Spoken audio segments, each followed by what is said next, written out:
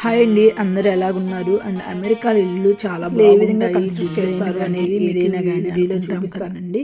చూడండి, కింద బేస్ మటం ఒకటండి కాంక్రీట్ వేస్తారు అండ్ సైడ్స్ వాల్స్ కొంచెం మాత్రమే కాంక్రీట్ వేస్తారంట. అది స్టేట్ టు స్టేట్ డిఫరెంట్గా ఉంటుంది. అండ్ ఇక్కడ చూసారు కదా, ఒక వుడ్కి మధ్యలో వైట్గా కనిపిస్తుంది. అది వచ్చేసరికి ఏదో కాటన్ టైప్ లాగా ఉందండి, అంతే. అండ్ మొత్తం మాత్రం వుడ్ తోటి కన్స్ట్రక్ట్ చేస్తారు. చాలా ఫాస్ట్గా అవుతుంది ఇక్కడ వర్క్ కూడా. ఒక బిల్డింగ్ అనేది కన్స్ట్రక్ట్ అవ్వడం జస్ట్ 2 months అలా లోపు అయిపోతుందండి మొత్తము.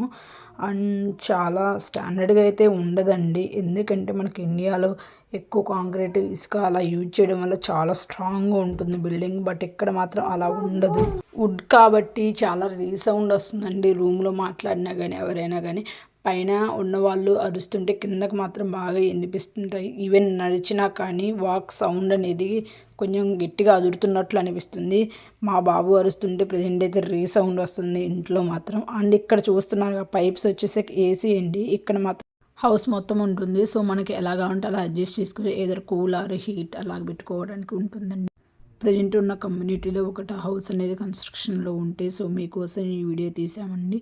ప్లీజ్ మీకు నచ్చితే like and share and subscribe to our YouTube channel. And మీకు ఎలాంటి వీడియోస్ కావాలనుకుంటున్నారు మా నుంచి ప్లీజ్ కామెంట్ చేయండి. అలాంటి వీడియోస్ చేయడానికి ట్రై చేస్తాను. And thank you for watching this video. Bye bye, stay tuned for next video.